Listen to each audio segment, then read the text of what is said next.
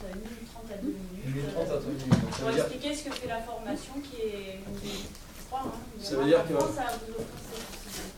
ça veut dire qu'avec les coupages et tout, il y a des images qui vont être dans quelques secondes, je dirais, là c'est comme ça. Donc que ça pose un problème à certains ou pas, je ne sais pas, est-ce que certains enquêtes judiciaires non, parce qu'ils ne pourraient pas faire cette formation. Est-ce que ça gêne certaines personnes sur quelques secondes de voir apparaître son visage? Oui. Oui, très clairement, oui. Et vous? Très clairement.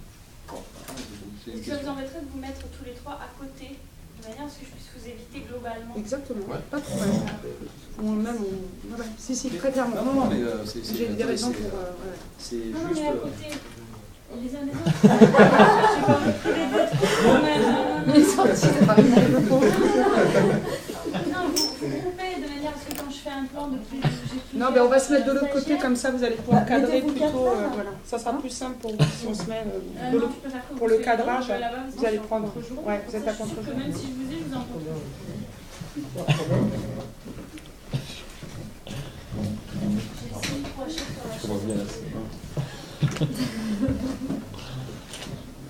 Bon, donc après, donc je devais faire une carrière militaire, j'ai fait pendant 1 an et demi. Je devais faire d'autres choses en Afrique, que je n'ai pas faites pour des raisons géopolitiques. Et après, je suis à Paris, dans un gros cabinet parisien, le plus gros à l'époque, où j'étais donc salarié. J'avais statut, j'ai tout connu, je crois. J'ai beaucoup connu le terrain en tant que militaire, beaucoup. Après, j'ai donc bossé comme salarié à Paris. Et après, j'ai monté l'agence 91 à Aix. Non, Jean-Louis, tu vas pas rester là, ça me gêne, tu vois. Ouais, mais oui. Là, ça va me gêner, tu vois. T'es pas à la bonne hauteur. Prenez une chaise. Non, mais là, il est entre mes jambes. Attendez, je vais vous passer une chaise.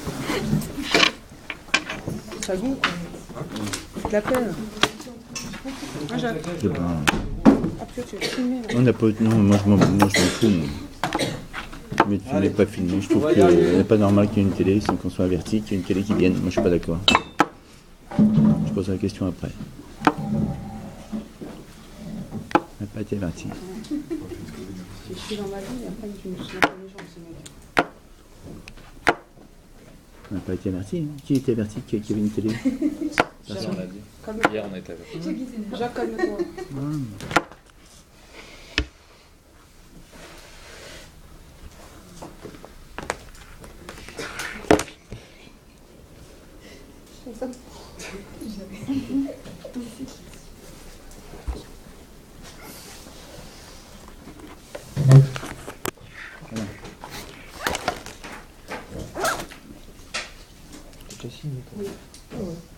En avance, comme ça. Et puis j'ai pas envie de justifier. Ah mais pas du tout. Et oh. Je suis gentil.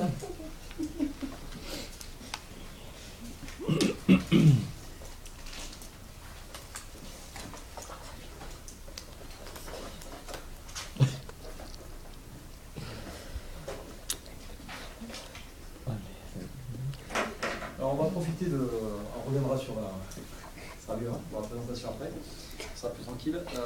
Concernant donc, ce qu'on va voir maintenant, c'est le b.a.-ba, je dirais, de l'enquêteur terrain, ce que j'appelle l'enquêteur terrain, c'est à peu près nous, parce qu'il n'y a pas dans cette profession, je dirais, là très peu, très peu, c'est sur le doigt de la main, ou ceux qui font vraiment spécifiquement quelque chose au quotidien, qu'une chose au quotidien.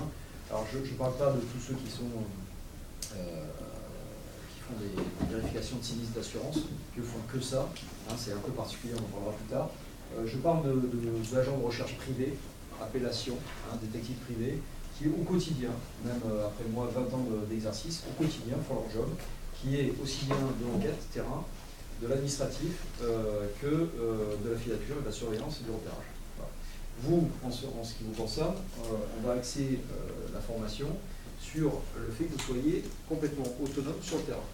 Que vous soyez un enquêteur généraliste autonome sur le terrain. Voilà, cette formation-là est faite pour vous.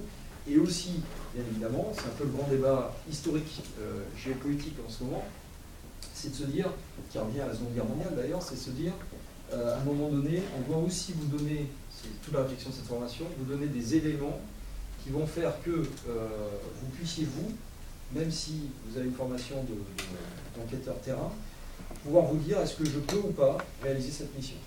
Même si vous êtes salarié d'un cabinet, d'avoir une notion de ce que vous pouvez faire et pas faire. C'est très important puisqu'on est dans une, même si on ne l'est pas officiellement, on est quand même on baigne dans un milieu juridique. Et donc, autant on était un métier à risque, on l'est encore plus. On est dans un métier à haut risque même, hein, plus juridique que physique du reste. Donc il est impératif pour des gens comme vous de pouvoir effectivement avoir cette connaissance-là, ne serait-ce que de la légitimité de notre action. Et surtout, aussi, si on va plus basiquement, sur les bases, c'est de savoir est-ce qu'on a le droit de le faire ou pas au quotidien. Hein, c'est-à-dire est-ce que j'enfreins la loi ou pas, est-ce que je peux me permettre de faire ça ou pas, puisque le but essentiel n'est pas de récolter des preuves à tout prix, c'est le contraire de l'espion. Hein, on est vraiment dans le contraire de l'espion. On a peut-être les mêmes outils, c'est qu'on ne peut pas faire les mêmes choses, puisque nous on a vraiment nos limites déontologiques. On sait qu'on doit ramener des éléments de preuve, mais pas à tout prix. Il y a des règles, il y a des déontologies qui fait que voilà, il y a des choses qu'on peut faire et des choses qu'on ne peut pas faire. Donc ça c'est très important que vous ayez ça en tête, mais je dirais que la formation, pour nous, doit vous rendre hyper opérationnel sur le terrain. Puisque là-bas,